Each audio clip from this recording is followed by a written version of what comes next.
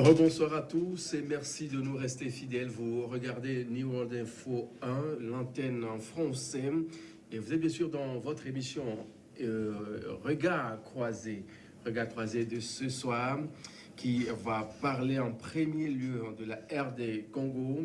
Et sur le plateau, Adama Djronou, il est journaliste Vision d'Afrique. Sur le même plateau, Francisco, également journaliste. On sera rejoint dans un court instant par Dominique Alizéou. Il est le directeur de publication du journal Chronique de la semaine. Messieurs, bonsoir et bonne arrivée chez nous. Merci Samuel. Mathieu, c'est Mathieu. C'est Mathieu aujourd'hui. Alors bonjour Mathieu, bonjour aux très charmants et charmantes téléspectateurs de la New World TV. Et Adam, vous avez également des charmantes qui nous suivent quelque part, peut-être, oui. Oui, beaucoup. Dans la Mou, dans le Wawa, dans la Kébou, dans le disons. Moi, je fais clin d'œil à M. Toyi. Lui, il est proviseur, il est à Badou. Il nous suit très souvent dans cette émission, M. Toyi. Bonsoir et merci de nous rester fidèles. Le premier sujet à débattre, RD Congo 77. Exécution extrajudiciaire recensée en septembre 2019 par l'ONU. Adama Djronou, ça vous dit quelque chose? Oui, c'est un sujet extrêmement complexe et qui a des ramifications assez profondes compte tenu de la situation que traverse surtout cette zone de l'Est de la RDC qui a été... C'est vrai que le rapport touche un peu la quasi-majorité de la RDC, mais cette zone-là où les groupes armés sévissent a été le plus touché. Et naturellement, lorsqu'on voit, parce que ces exécutions ne sont pas seulement attribuées aux groupes armés, il y a un pan de ces exécutions-là qui sont attribuées carrément donc aux forces loyalistes ou bien les forces régulières comme on les appelle.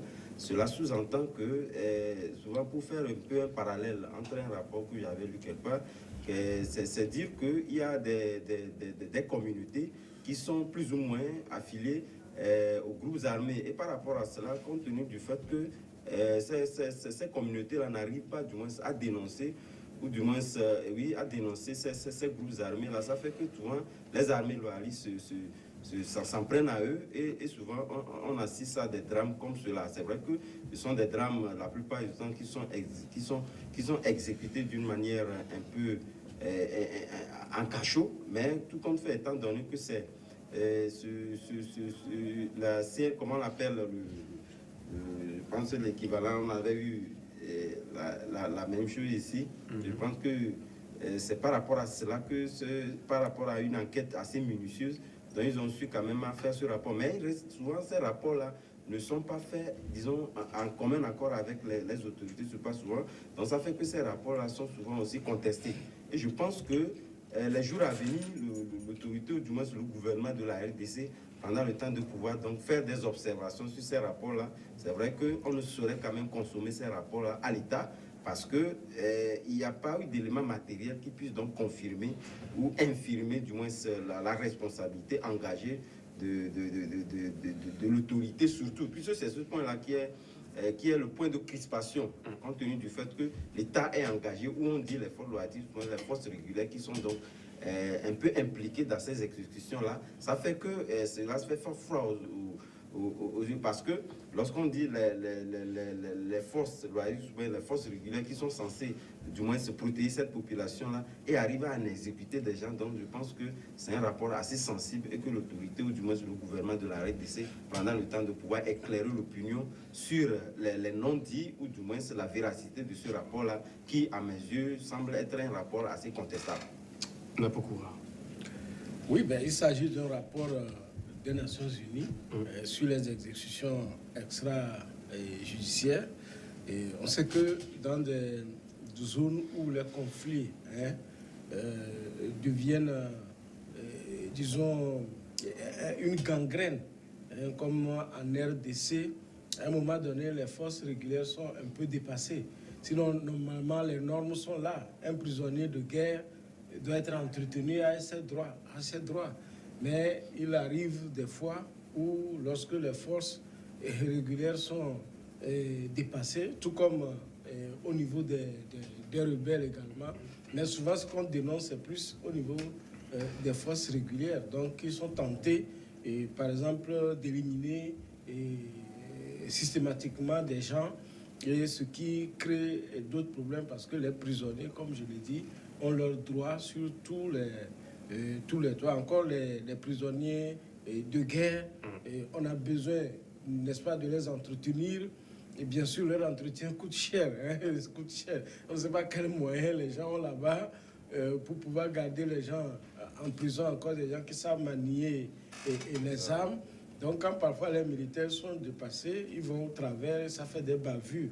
Et tout compte fait, il faut quand même faire la lumière, que ce soit l'État de la RDC aujourd'hui avec Joseph Kabila, puisse mettre la lumière sur cette affaire et tirer au clair pour que ceux qui ont commis de ces actes-là répondent. Parce que chez les prisonniers, on a beaucoup d'informations à obtenir pour pouvoir, disons, combattre et contenir l'ennemi.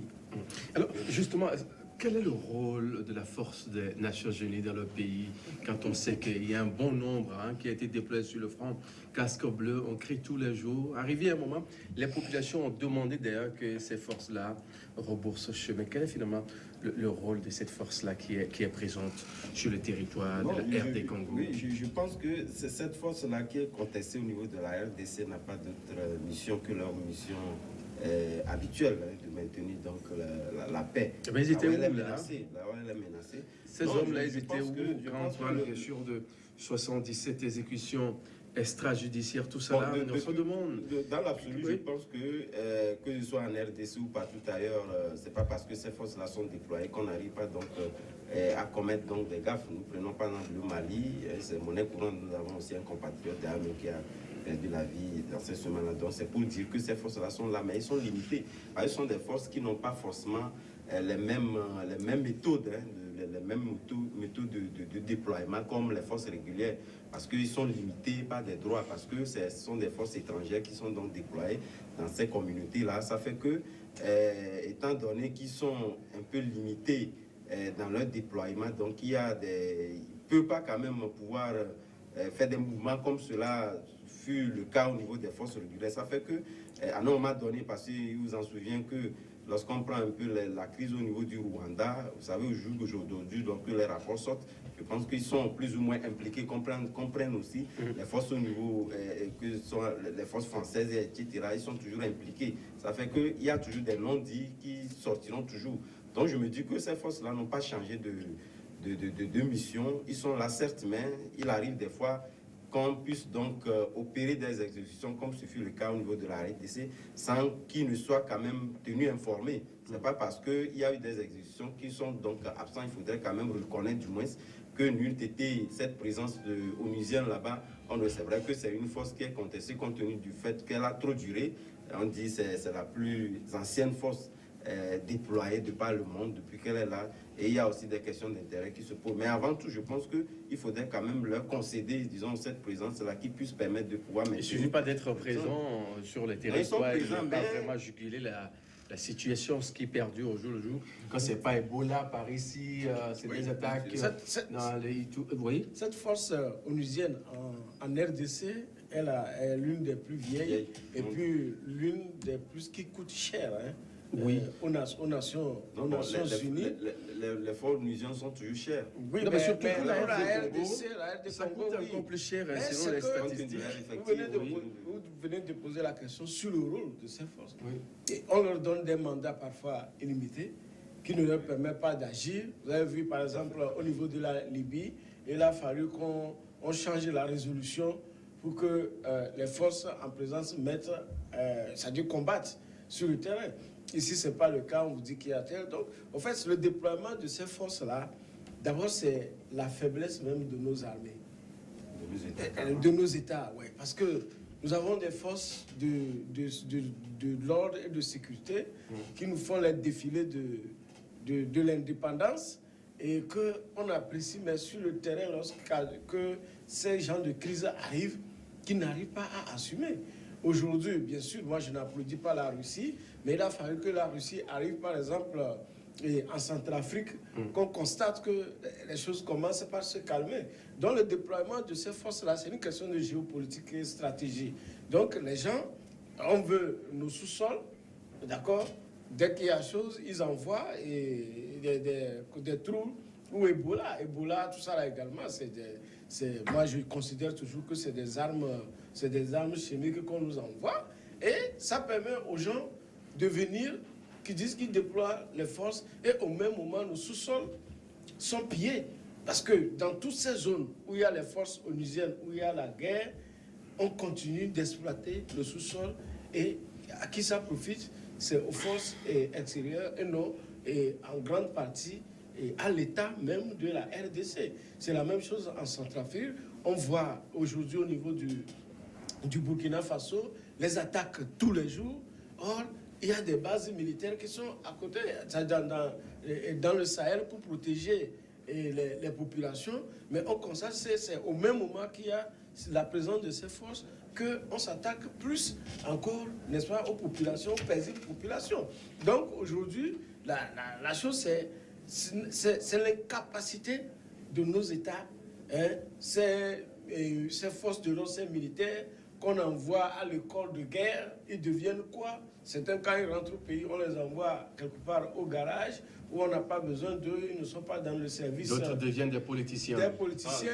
Et à l'intérieur, je dis souvent, il y a le détournement des objectifs de nos forces de sécurité. Au lieu que les gens fassent le travail, comme vous l'avez dit, deviennent des politiciens, fassent leur travail, ce qu'ils ont appris à l'école de guerre et autres, ils sont là pour sécuriser peut-être un homme ou une famille ou, disons, je ne sais pas. Donc, vous imaginez quelqu'un qui va faire une bonne formation, qui vienne pour le mettre à la disposition. Et les renseignements, est-ce que nos renseignements, c'est que des gens prennent les étudiants pour suivre des paisibles citoyens, pour dire, voilà, lui, il est passé par ici, par là. Alors que l'information, le renseignement, celui qui l'a, est aux avant-postes, n'est-ce pas, de l'évolution. On va marquer une pause et on se retrouve juste derrière pour parler un peu de la RD Congo, pour chuter par après sur la Côte d'Ivoire de Gbagbo.